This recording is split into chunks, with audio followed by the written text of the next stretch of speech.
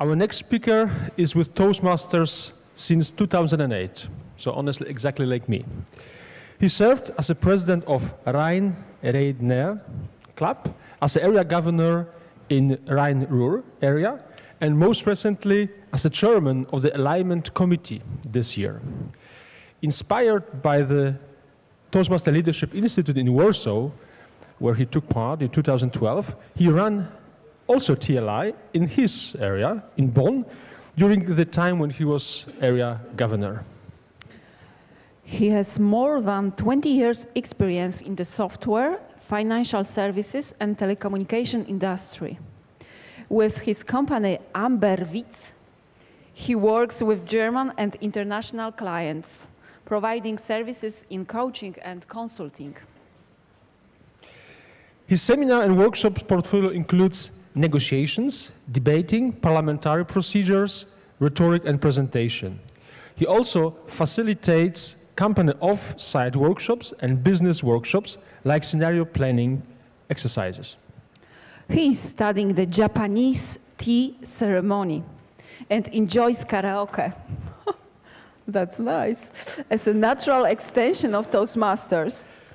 Carsten holds an MBA from the Open University in the UK and is this is the most important, I think, the ACS and ALB in Toastmasters International University. But furthermore, he is the most famous as a Star Trek person due to the workshop he did in the conference of 2012 in Poznań.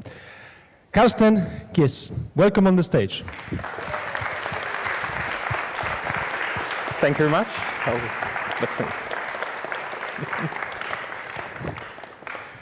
Dzień dobry, Legendarny TLI in Poznań.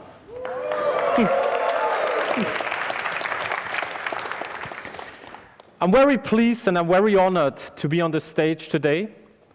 I was at the Warsaw TLI and I was so inspired by that I decided during my time as area governor to run a TLI myself. And the only reason was that because I was at the TLI in Warsaw. So you gave me the inspiration for that.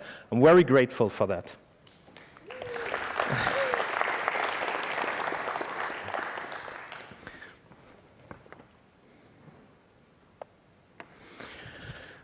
So I started working in the software and telecommunications industry in 1992. Just wondering, may I have a quick show of hands who was born after that? Yes, after 1992? Okay, that's it's good. So it reminds me of my age and the development of this whole industry.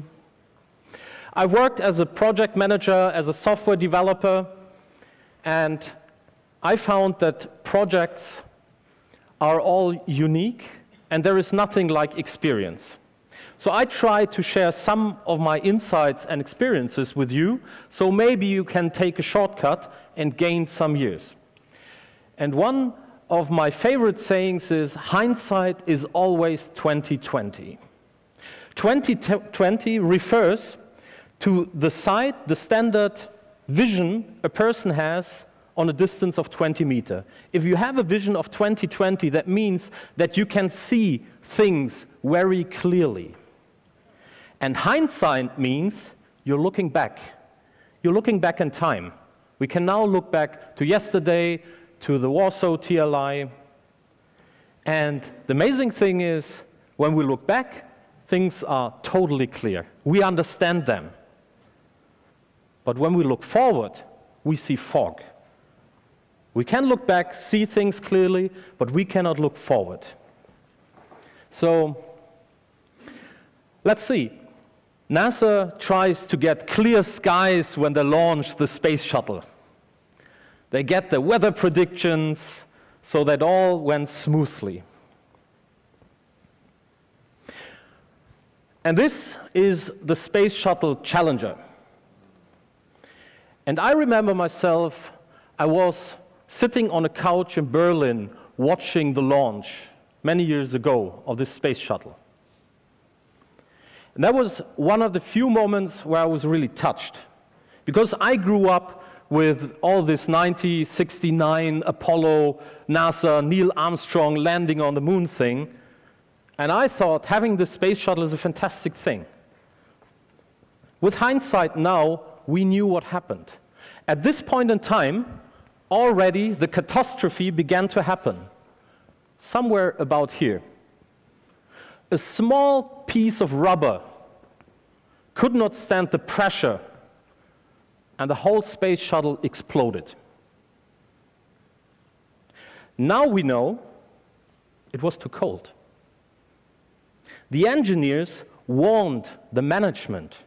They said, we have never done this before. This is outside of the specifications. We should not do that.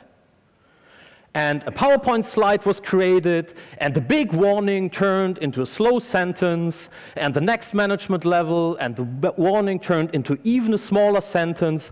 And then it was like, there is a risk when we launch with that temperature.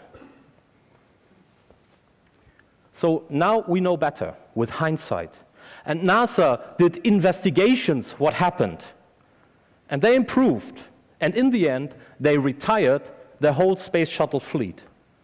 Not before another space shuttle exploded in space because of problems with the heat protection. Now, not all failures are as epic as the space shuttle failure. Well, there are smaller ones like the Berlin Airport, BER, you might have heard of. It overruns costs just by a few billion. It is only late by a few years, and we still do not know when they will open, but they will probably open at some point in time. But you might have also experienced that in your own projects. It does not have to be the space shuttle. Could I have a quick show of hands? Who of you is a project manager? That's quite a few. Who of you are working in projects? The organizational format of a project becomes more and more popular because it's a standardized, controlled way to do things, and companies like that. So we will see more and more projects. So who of you has seen a failed project? That's even more than the ones before, show hands. Yes, projects fail. But normally projects do not fail completely. They could overrun in time, they could overrun on cost, they could not deliver the quality. So rarely projects are completely canceled. There are some numbers in the industry, but I think only 50% of the projects make it in all aspects, so they are very well delivered. So at least half of the project is delayed or something else is wrong, or they get canceled. Now here's a little poem. Here is Edward Bear coming downstairs now, bump, bump, bump, on the back of his head behind Christopher Robin. It is, as far as he knows, the only way coming downstairs, if only he could stop thinking, if he could stop bumping for a moment and think of it. And then he feels that perhaps there isn't. Here's the poor bear. This is the only way this bear knows how to get downstairs. Does it feel like a project sometimes? Actually, this is from the preface of somebody working at Microsoft who wrote a book, The Software Management Survival Guide. There is a reason why this picture is there, right at the beginning. Because this is how many of our projects feel. We work in the project and we see things go wrong. But normally we can compensate. So it's not like one small thing goes wrong and Challenger explodes. A lot of things have to go wrong that it gets that worse. But it's the small things, and they are annoying. It's like, why can't we do this better? Why can't we do that better? Why do we do it this way?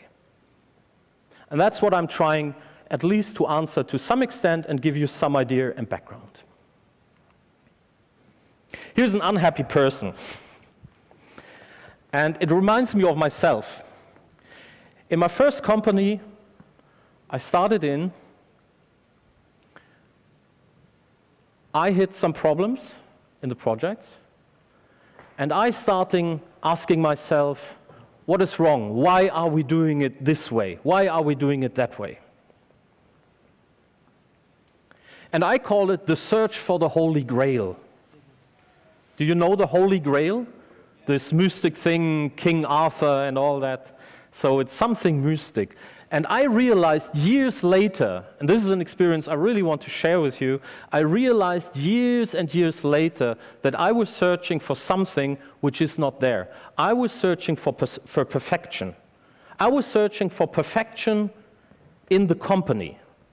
And I thought, things have to be right.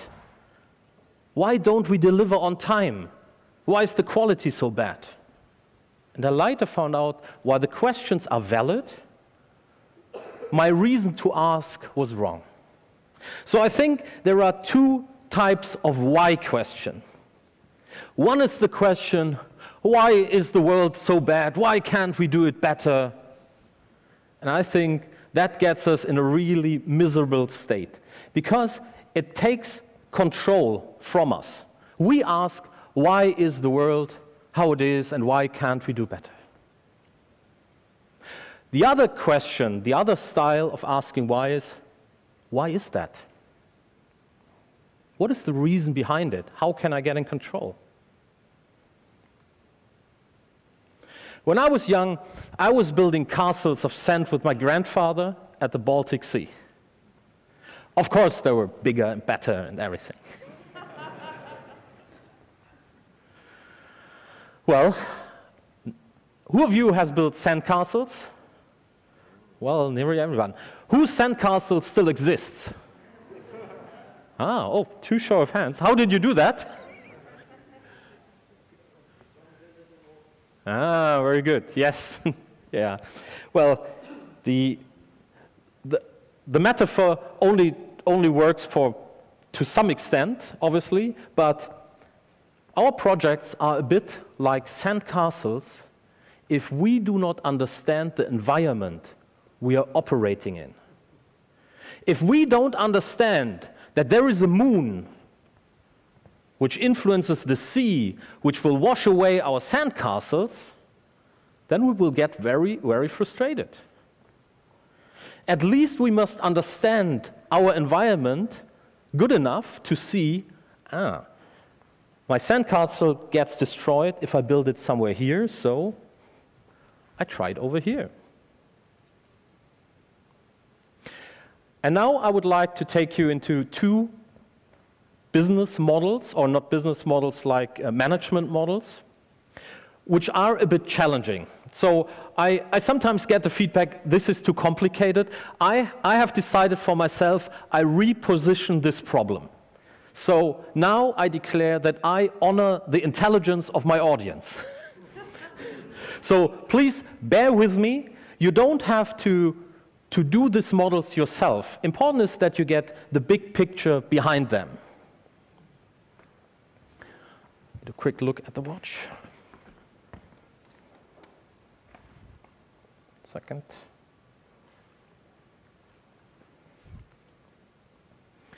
Well, this is a model of an organization from a person called Henry Mintzberg.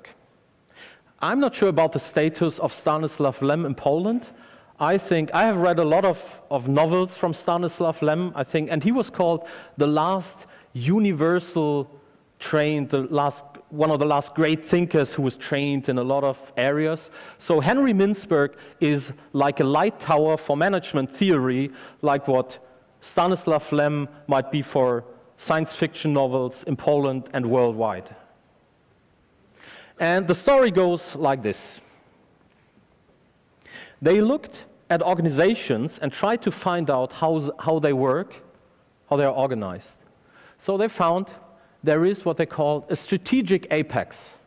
This is the top management. I think I have to mention Steve Jobs at some point, so I think now is the right time. Think of Steve Jobs at Apple at this position. Then we have the whole middle line management. These are the people who achieve what the top management sets as a goal. And remember that management is achieving through others. So they are not doing the actual work in the middle line, they are directing others, they are supporting them. At the operating core, this is where the actual work is done, like the teams, the programming teams. And they found that there are two other components. One is what they call support staff, which is it supports the operating core, but it's outside the normal operational workflow. This could be like a task force supporting others. And there is another part, it's called here the technostructure, which is everything dealing with processes, with standards. And they added also another layer, and they call it a halo. A halo is like a glow around the moon. And this halo are the intangible things in a company.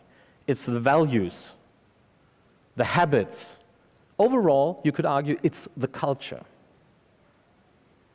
And I come back on the influence of culture a bit later. So the model of Mintzberg goes beyond that. He shows different configurations. For example, he says there is a possible configuration for an organization, and with organization, I mean everything from NGOs, from Toastmasters, to Apple, to our projects, to our companies. This is like a universal model for organizations. So the smallest one is like a direct control, and it requires only the strategic apex and somebody doing the work. That's the smallest setup you could imagine. If you look at it, NASA, what would NASA look like? Yeah, they have a boss here, but you would expect them that they are very strong in designing processes and workflows.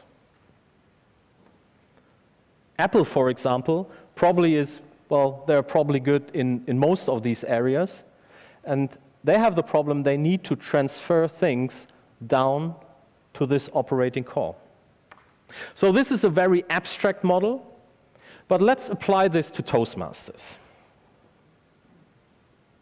Now, the halo, this is more like, we are a global organization. We're 18,000 clubs, like that. So our values are prescribed or described in what we sign when we enter the clubs, but it's different around the world a little bit. So we have a common core, but there are also local diversities. But we have the HQ, which is our top management. From the view of the top management, we have this middle management, the district governors, the division governors, and the area governors. At the operative part, who are doing the actual work, there are the clubs and our members. They are giving the speeches. It can be argued that the clubs and the presidents are somewhere in between here, because the HQ sets the rules, the district governor, they set the goals, like we want to be number one, for example. The division governor, the area governors, they communicate this down to the club members through the presidents. We have some processes and workflows. We have, for example, we have committees, like the realignment committee. We had the strategic advisory board, which does currently no longer exist, who did some analysis on things and trying to give new ideas. And I would even argue that EasySpeak belongs here because it controls a lot of the processes we use. So it's a tool for standardization. On the other hand, we have these indirect services, so I think the club coaches would qualify to be here. Now, this is an application to Toastmasters. Let's take it one step further.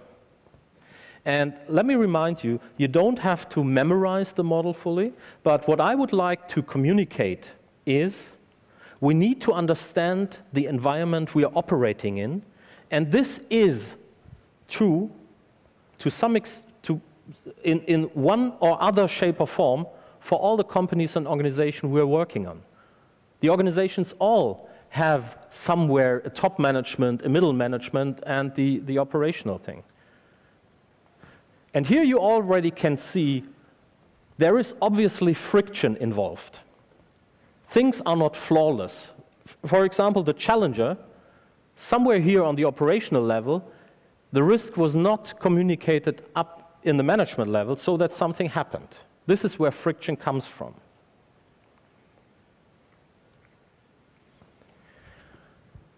In this model, they call it, or Mintzberg calls it, pull. You can modify this. For example, you can put somebody very, very strong into the HQ, so you would centralize more. Somebody would try to direct. Or you could take somebody away, like Steve Jobs. Then you would say, this part would shrink. You can pull this part to collaborate. Imagine Toastmasters International would spend thousands, 10,000s of euro for club coaches, would even hire professionals.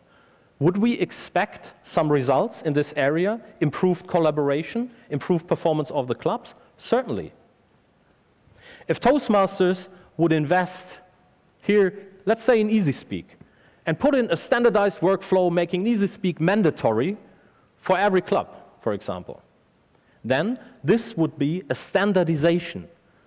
So if you expand this area, you standardize the organization. And you can, this is an interesting one, pull to balkanize. Balkanize means, the Balkan is, they have the former Yugoslavia, it's an area where very strong groups exist. So imagine here, there might be very strong division governors who say, I don't care what they say, I do what I want. So they are creating their own kingdom.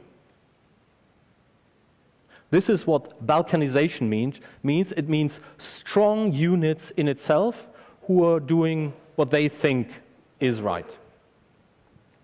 And we have the clubs, the operational core here, pull to professionalize.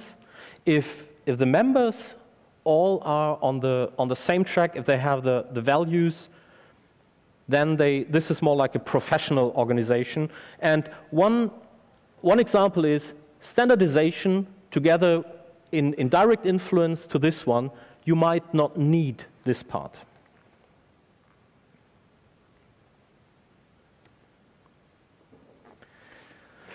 So keep in mind, I know this is a very complex model, but I think this explains, or at least illustrates, why organizations have problems.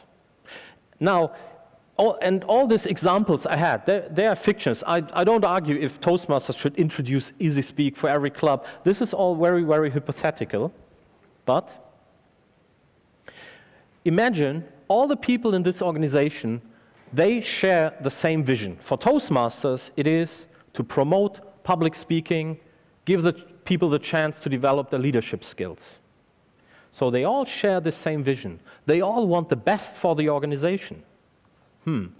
But there is a lot of friction. I remember the rebranding with Toastmasters, for example. There was a lot of discussion around it. There was a lot of discussion around the realignment. There's always a lot of discussion. In companies, there's always a lot of discussion. In my first company, there was like products were discontinued. So a team was working on it, and suddenly a decision was made, we discontinue this product. And people did not like it. So there was a lot of conflict around it, a lot of friction, but still the whole organization wanted the best. They wanted to achieve something. Now, this is the view on the organization. And I would like now, with this in mind, to shift to people.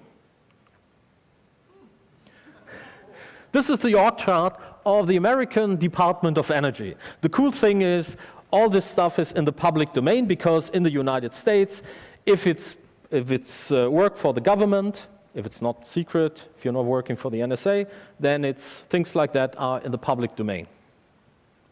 So I think we have all seen org charts like that.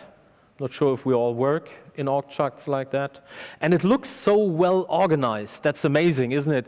Here is the office or the secretary, and then we have here the other sections. It looks so well organized, but the problem with it is they're all people. They're all people with, and this is not the Department of Energy. I could not find a picture which matches the org chart, but they are all people, and they all have the different motivations. So they work in the same organization, they want to achieve a goal, but they have their own motivations to achieve this goal or others. And I would like now to introduce you to a second model, which is a model for stakeholder analysis. And a stakeholder is somebody who has an interest in something, in a project conference. We all are stakeholders of this conference. So we have the organizers, we have Kiess as the district governor who has an interest, a special interest in that. That's why he's here. We have the organizers, we have all the people listening here, we have the speakers, and they have all different interests. And I will show you now a model to analyze these interests. It consists of 3 components. Component number 1 is power. Who has power to do something, to decide something, to achieve something? Power means you say something and somebody else does it. If not, then there is no power, whatever this is. The person might be reluctant to listen to what they have to do, whatever it is. Then we have urgency. Some people have power, but they don't use it. They don't have the urgency to change something. And last but not least, we have legitimacy. Is there a legitimate reason to demand something? So there are the 3 items. It's power, urgency, legitimacy. Now let's combine the 3 things. And specific stakeholder types emerge. Let's first look at the person who has no power, no urgency, no legitimacy. This is not a stakeholder. He has no interest at all. If somebody has power, and this is the only thing, this is called a dormant stakeholder. This stakeholder can rise at any time and demand something, achieve something, influence a situation. But they have no urgency to do that, and even no legitimacy. The urgent stakeholder, he's demanding. And here's a tip for all project managers among us, is when you have a stakeholder who has some urgency and you have to do like a report, or they say, how is it going? And you put in like, this will be done next week, or this will be delivered, we are working on it. A stakeholder with urgency will never be satisfied with that. So if you deal with a stakeholder with urgency, you need to put a date on things. Or even put a date on it like when you will know when you will deliver. A stakeholder with urgency will never be happy if you just say, we're working on it. They want to know a date. A stakeholder with power, they want to know you're going to do it. Or not. So there is some potential for conflict. Legitimacy, this is discretionary, so this card can be pulled or not. Somebody has the legitimation to demand something, but this person does not do it. It's rare to have these pure types of stakeholders. Now let's look at somebody who has all 3 things. Oh no, let's first go to the 2 and 2.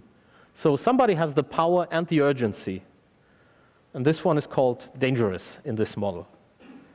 And note that this stakeholder does not have any legitimacy. And you might have experienced this in a company. Somebody comes to you and say, we need to get this done. And this person is not even part of your organization.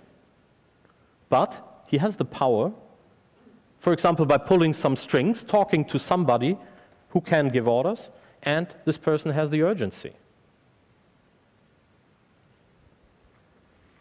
We have the dominant stakeholders. They have the power, they have the legitimacy, so they get what they want because they have this combination.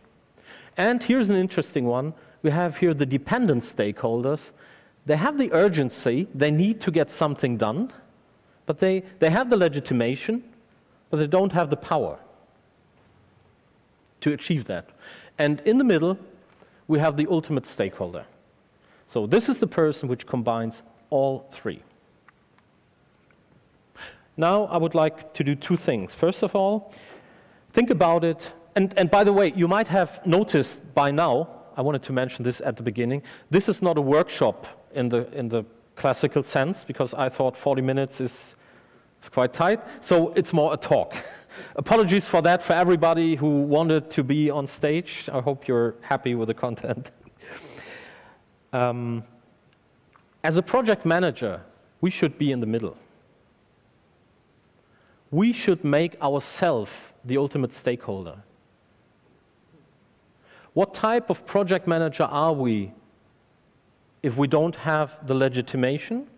Then nobody made us project manager. A friend of mine got a new job.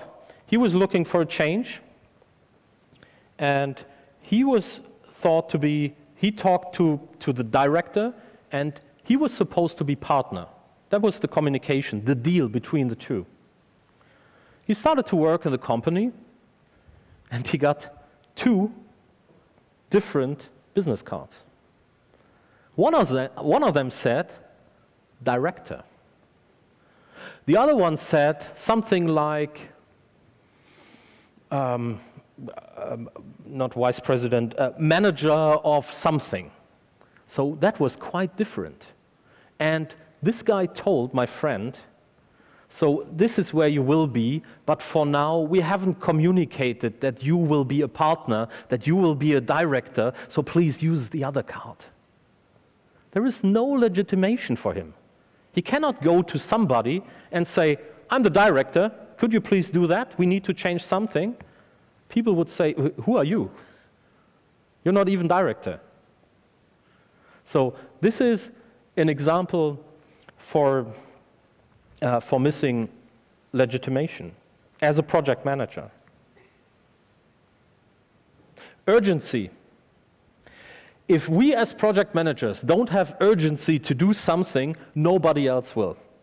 If people ask me what I do or what I did in previous projects, I could give lengthy descriptions, but most often I say, I made things happen. I did everything which was required to do it. And I'm going to talk about speed tomorrow. Speed is very important in projects for various reasons. But if we as project managers don't have the urgency to do something, nobody else will. And in the end, it's power. And power is not meant negative here. Power is meant like it can be achieved by a good working relationship with the team. If you are in the situation where you have to ask somebody to work overtime, so as a project manager, you have a problem on the table and it needs to be resolved by tomorrow. And you know this will only happen if one of your team members works late in the evening. You have the urgency, you have the legitimacy, but do you have the power? Yes, you can try to force people. You can say, this is our contract, you have to do this. That's one side of the power, the dark side of the power. The other one is, look, we've come so far, could you do it? Come in later tomorrow. Something like that.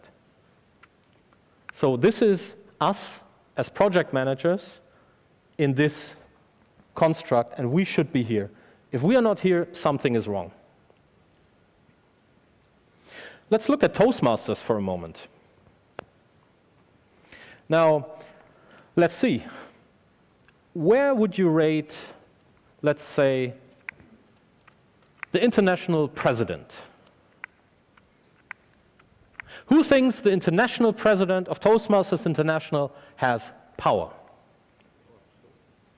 Okay, let me specify this a bit more. Let's get it down to the members. It's always, I need to define what exactly the question is. This is about influencing what happens on the ground in the clubs around the world. Okay? So, and this is, we will go through different roles. So the international president, does the international president have power to influence what happens in the clubs around the world? Who thinks he has or she has? Okay. The ones who have not risen their hand, why do you think he or she does not have the power? Anybody? Aha, not a club member, okay. There is this inverted pyramid concept, Mm-hmm. right? Ah, okay. Which puts the member on top. Yeah, okay. I would call it like indirect power. So the president obviously can do something, but it's difficult. And think about the middle management thing and then the bottom. He has to channel whatever the president wants to achieve. He has to do this through a lot of people. And it's quite difficult to get this down to the bottom of an organization. Does the president have urgency? Who thinks the international president has urgency to change things in the club? Could I have a show of hands? So not so many? Okay, I try. If you don't agree, then let me know why, but I would suggest this is because this is more strategic and long-term. So there is no reason to rush. They might have some urgent things to do, but it's not like changing the things, they do it slowly. Does the president have the legitimacy to influence things? Who think the president has legitimacy? A bit more, yeah. I mean, he's the boss. He's the elected boss, but he's the boss. So let me quickly check the time.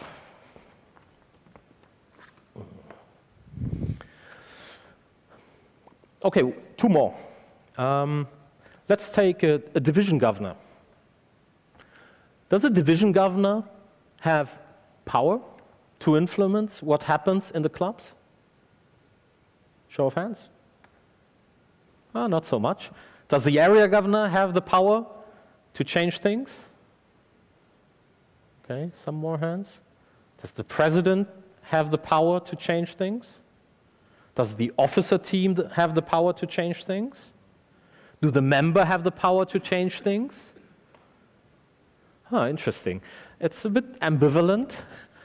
And apparently, some people think nobody has the power to change anything, which might be true. Okay. Does a division governor have urgency to change things or to influence things?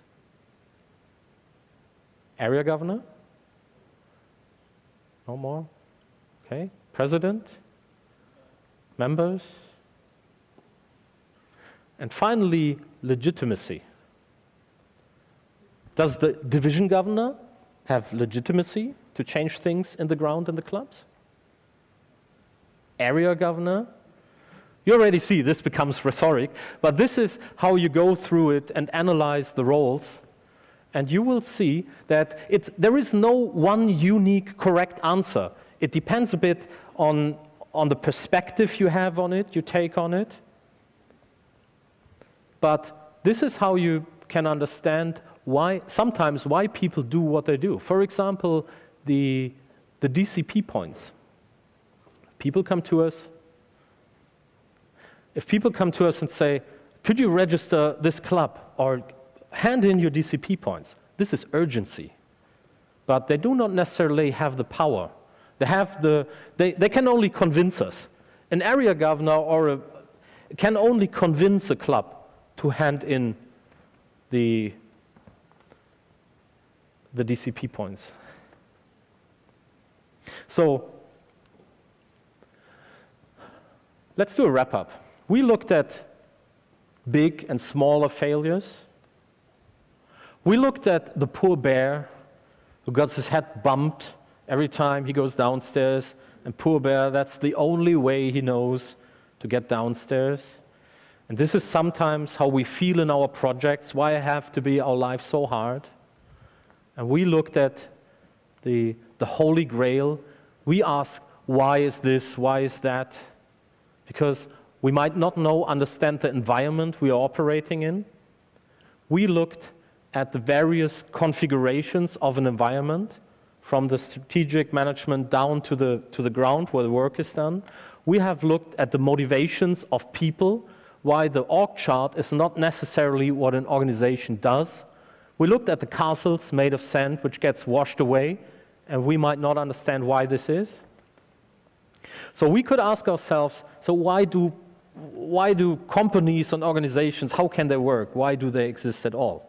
The reason is because things are in balance. There might be things wrong, but there are also things right. We can solve problems. We all have experienced problems in our projects, and normally we solve them. As I said, it's not always the challenger which is exploding. It's just something, a speaker does not turn up. That might be a big problem, but we can compensate and ask somebody else to do it. And companies normally don't get away from the market just because they make a mistake, because others make mistakes too. Well, some are better than or more successful than others for now, but let's wait 10 years. I would like to close with one of my favorite statements, and this is, culture eats strategy for breakfast anytime. I looked it up. It's from Mark Fields from Ford Motor Company. Actually, it's normally attributed to Peter Drucker, one of the other management gurus. And what it actually says is, in an organization, you can make strategic decisions, but it's the people you need to take with you. That's why we have so many change management consultants, because a change in strategy normally requires some change in culture as well. And change in culture is much slower. You might have worked in a company where a problem was identified, but nothing happens. And we saw some of the reasons why this might happen, but culture is the strongest reason why this happens. Now I have one very last thought. We spoke about the environment. So this is kind of the agenda of an event in the UK. The United States, they have their Silicon Valley, and the British people, they have their Silicon Roundabout. And it's quite famous. It's like a very powerful collection. It's the next thing next to Silicon Valley, so to speak. And they have a job fair where they announce jobs. And this is quite a big thing. There are 100 companies, and these are job descriptions. As you can see, and I was absolutely puzzled by this one here, they have growth hackers. I have no idea what a growth hacker does, but, well, I will try to find out. So this is very current. This is actually for the next event in 2 months or so. As you can see, 100 companies are looking for these positions. I looked through it. I even did a search. The word project manager is not on the list. That does not mean that we are obsolete. What we do as project managers is important, and it will remain important. And what we do is somewhere here. But we should be aware that our environment is changing, and it's changing quite fast. So in the future, when we look for a job which is named project manager, we might not find one. So we better get used to observing our environment quite closely. Thank you. you.